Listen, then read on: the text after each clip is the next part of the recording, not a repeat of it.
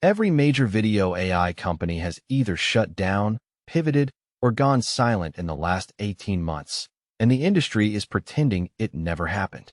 I'm not talking about a slow decline. I'm talking about a graveyard. Runways hit a wall.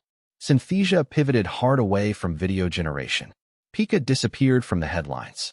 Gen 2 became a footnote. Meanwhile, OpenAI dropped Sora, showed us a few flashy demos, and then basically ghosted us. No release date, no roadmap, no follow-up, and everyone in tech is acting like this is totally normal. Here's what actually happened, and why it matters if you care about AI at all. About 2 years ago, video AI was the hottest thing in the space.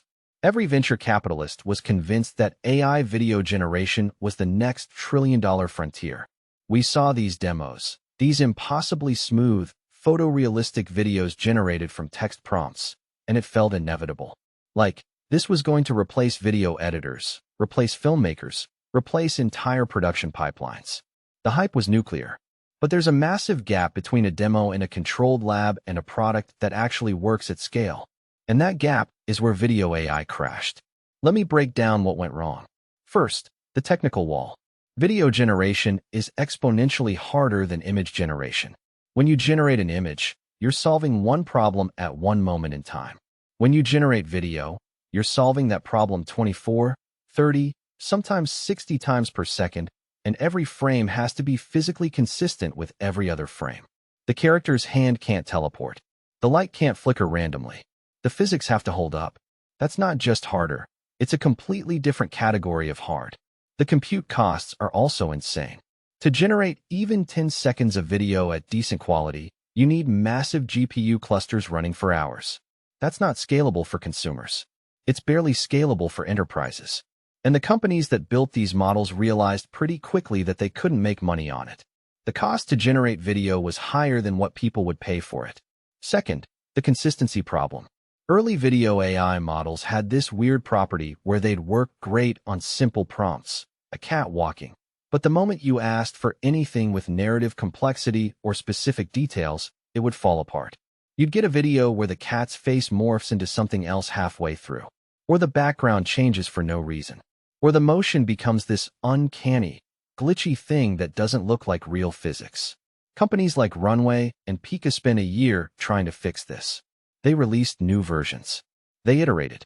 But the fundamental problem is that you can't train a model to maintain consistency across time without basically solving the entire problem of 3D scene understanding, physics simulation, and temporal coherence all at once. That's not a bug fix. That's years of research away. Third, the data problem.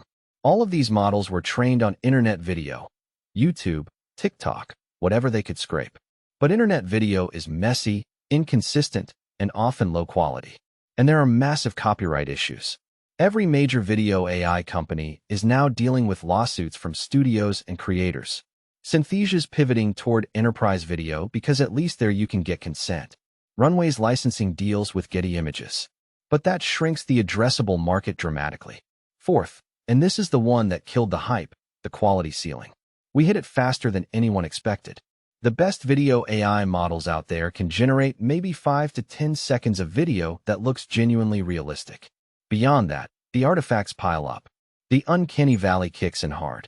And if you want to generate video that's longer than that, you have to stitch clips together, which introduces more inconsistency. Meanwhile, traditional video tools, like Adobe's Generative Fill or the AI upscaling in DaVinci Resolve, started getting really good. They're not generating video from scratch, but they're solving the actual problems that creators have, extending footage, fixing bad takes, removing objects, upscaling low-res clips. Those tools are useful today. Video generation is still a sci-fi promise. So here's what happened in the market. The startups either pivoted, Synthesia went enterprise, Pika got acquired by ByteDance and basically disappeared from public view, or they're in zombie mode, burning venture capital, waiting for a breakthrough that probably isn't coming. OpenAI showed Sora, which looked incredible, but then didn't release it. Why? Because it probably doesn't work at scale. Because it probably costs thousands of dollars to generate a minute of video. Because the copyright lawsuits are already lining up.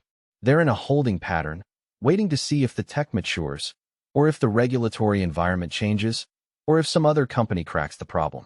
Meanwhile, the narrative in tech media is that video AI is still coming. It's just taking a little longer. You see think pieces about how video AI will transform media in 2025.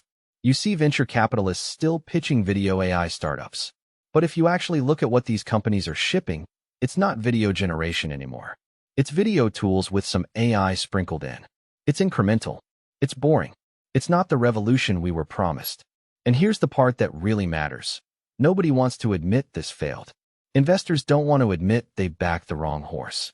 Tech journalists don't want to admit they hyped something that didn't pan out. The companies themselves definitely don't want to admit it. So instead, we get this weird silence.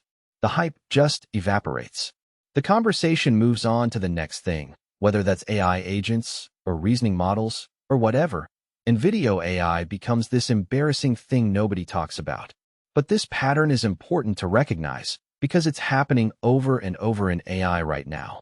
We're in this cycle where a technology gets hyped based on demos. The demos don't translate to products, and then the industry just moves on to hype the next thing. It's not that the demos are fake.